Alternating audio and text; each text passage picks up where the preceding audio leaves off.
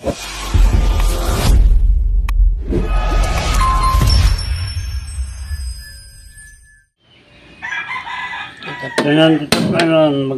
tayo guys ng adobong manok. Yan, papakuluan muna natin guys, papalambutan na natin bago natin yan igisa. Yung adobong ano na to guys, hindi masyadong marami sabaw. Patutuyuin lang natin. Kaya hayaan muna natin lumambot at mamaya natin yung gigisahin. May timpla na yan laurel, paminta, suka at toyo.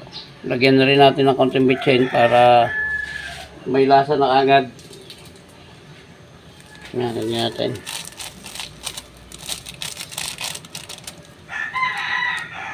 Yan.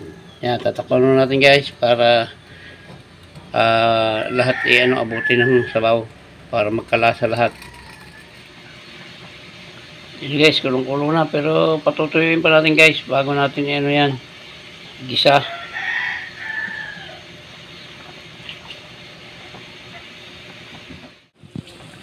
Ayan guys, pwede na to, gigisahin na natin. Ayan, nakita nyo naman nagsiliit na. Okay na yan at gigisahin na natin para malagyan na ng sa bawang sibuyas lang, tapos kaunting oyster.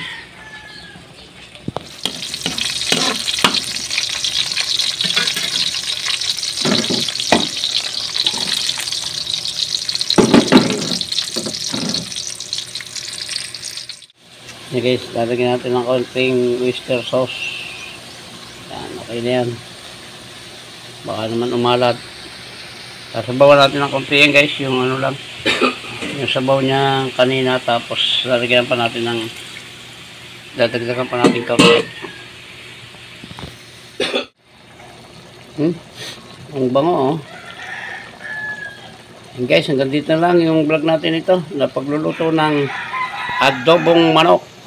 Ayan guys, maraming salamat sa inyo at hanggang dito na lang. Mabuhay kayo at mabuhay tayong lahat. Bye bye na po. Salamat po. I love you all.